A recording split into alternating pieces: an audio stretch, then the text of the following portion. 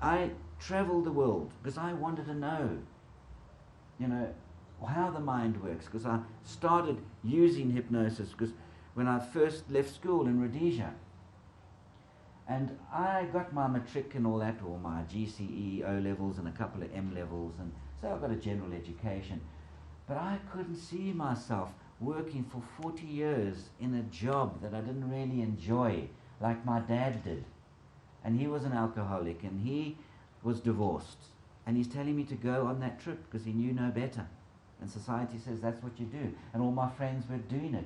And something inside me screamed out, no. But what's the alternative? I didn't know. So I started looking at all the books. Think and Grow Rich, and Joseph Murphy, and most of us have read these books, wonderful books, talking about the principles. But then I'm not good at reading, I'm not good at applying things. I'm lazy, I need a quick fix, but not just a superficial quick fix, a real thing. I need to be fixed properly, quickly. And I realized that hypnosis can get you into alpha.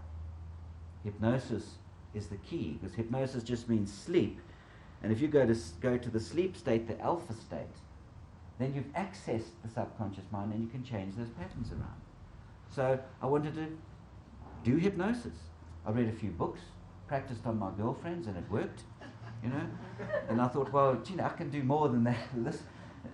Let me master this. So I went to see the only hypnotist in town, in Salisbury, Rhodesia, in those days.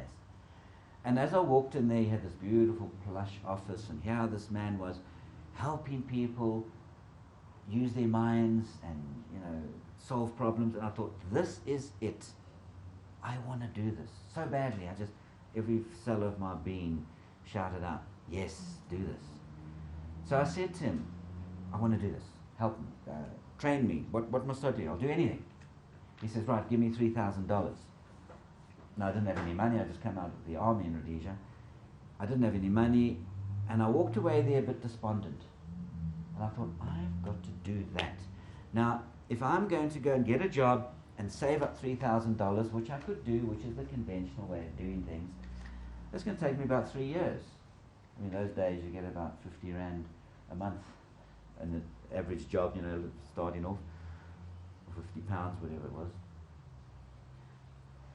I want to do it now. I don't want to waste time. I don't want the money first. I want to do it now. So I went home, I looked through the books. Every single book said the same thing. Visualize it, and so shall it be. So I said, okay. I knew how to relax myself, go into alpha, which we're going to teach you now. I pictured myself sitting in his chair. There I was. I can see the picture right now. It's a big red leatherback, high leather chair, high back leather chair. I can see it right now. I can see the office. I can smell the office. Smell the leather. There it was. There's me in his chair. You see, that's the subconscious mind is like a child.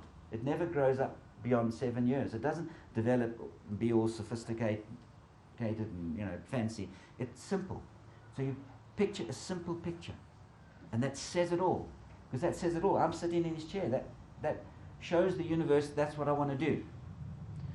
A couple of days later, because I dreamt of this, I visualized it, I just couldn't help myself now. I went back to see him. I didn't have an appointment. As I walked in there, he said, oh, I'm so glad to see you. I remember our visit a couple of days ago.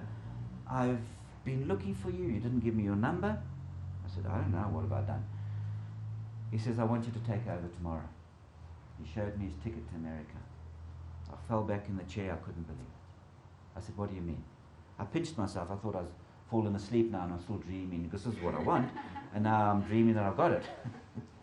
But it was real. The next day he left. I reluctantly took over. When I say reluctantly, because I was scared. I thought, how can this be true? But I took over. The guy had skipped the country. The CID were after him. So I happened to be in the right place in the right time to cover for him. So he was happy because he's got someone, because he said, if anyone wants me, tell them I've gone to America, I'll be back in a month's time. Just handle this for a month and then I'll train you. He never came back. had the whole office. In a couple of days, I was sitting in his chair. Eventually, the sheriff came to repossess all the furniture. So I thought, yeah, too good to be true. But at least I was doing it. And the sheriff was about to cart everything out because this guy hadn't paid for it. And I said, well, where are you taking this? I mean, I want this stuff. You know, I'm practicing. Leave it here, please. He said, no, I've got to go and sell it on an auction. I said, well, don't cart it off. I'll pay whatever you want. He said, oh, well, okay, that will help. And we went around and, you know, there's all big EEG machines and biofeedback machines and all this expensive furniture. And we just sort of worked out together, you know, okay, $10 for that and a couple of dollars for that. I ended up paying $200 for the whole office and reception. I had all this money in my drawer because I didn't even have a bank account. I just stuffed it in there. So I gave him $200. He walked out. I had it all legally, lock, stock and barrel. That's how the universe does business. Now, if I let my left brain sneak in, and when he said you need $3,000 to start, and then if I said, okay, I'll go and get a job and work for 3 years, he would have been gone anyway, because he was going whether I was there or not, and I would have missed that opportunity. You've got to trust this universe. You've got to try these things. They work. There's 101 stories in the book. Well, it's not 101, there's a few. There's 101 stories I could tell you. It works every single time.